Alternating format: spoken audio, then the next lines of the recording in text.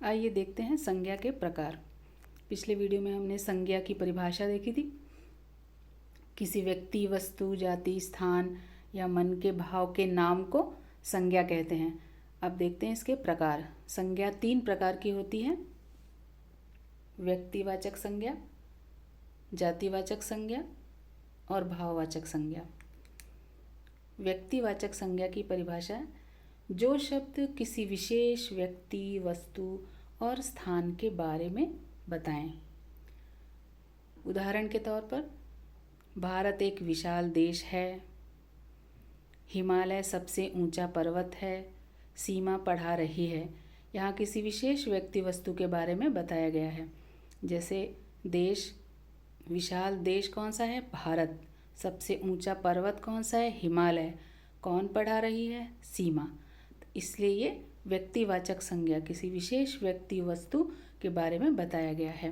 विशेष व्यक्ति या वस्तु से तात्पर्य यहाँ कोई क्रिकेट स्टार, कोई बड़ा सेलिब्रिटी, कोई एक्टर, ऐसा नहीं है। विशेष मतलब उस वाक्य में किसी देश या व्यक्ति या वस्तु के बारे में बताया गया है। जैसे अथर्व पढ़ रहा है तो फिर अथर्व संज्ञा होगा, क्योंकि उसके बारे में बताया गया है कि वो पढ़ रहा है, ऐसा।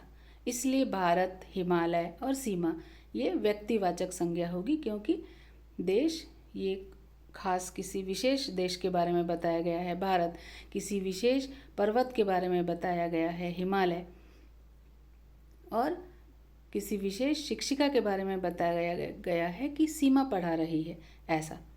इसलिए ये व्यक्तिवाचक संज्ञा हुई। फिर है जातिवाचक संज्ञा। जो शब्द एक ही प्रकार के प्राणियों और वस्तुओं के बारे में जानकारी दें या बताएं। एक ही प्रकार के प्राणी और वस्तु, जैसे बच्चे खेल रहे हैं, छात्र पढ़ रहे हैं, तो बच्चे और छात्र ये दोनों बहुत सारे हैं, इसलिए ये जातिवाचक संज्ञा में आएगा।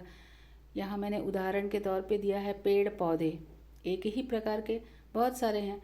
नदी, तालाब, पशु पक्षी, गांव, शहर। फिर है भाववाचक संज्ञा। जो शब्द किसी वस्तु या व्यक्ति के दशा, अवस्था, स्वभाव, गुण, दोष, भाव आदि के बारे में बताए। यानी भाववाचक संज्ञा की परिभाषा देखिए कितनी व्यापक रूप से है। सिर्फ मन के भाव बताना नहीं, उसकी दशा, व्यक्ति या वस्तु की दशा कैसी है, अवस्था कैसी है, स्वभाव कैसा है, गुण दोष क्या क्या है, भाव क्या है आदि के बारे में बताने वाले शब्द भाववाचक संज्ञा कहलाते हैं। जैसे वह बहुत मेहनती है, तो मेहनती इसमें भाव है। मकान बहुत पुराना है, पुराना। आम में मिठास है, मिठास। सैनिक ने बहादुरी का परिचय दिया, तो बहादुरी भाववाचक संज्ञा होगी। वैसे यहाँ मैंने एक उदाहरण के तौर पे दिया है दशा, नया, पुराना, खराब। अवस्था, बचपन, बुढ़ापा। स्वभाव, मेहनती, उदारता। गुण, बुद्धिमान, चतुर। दोष, बुरा, खराब। और भाव, मनुष्यता, वीरता।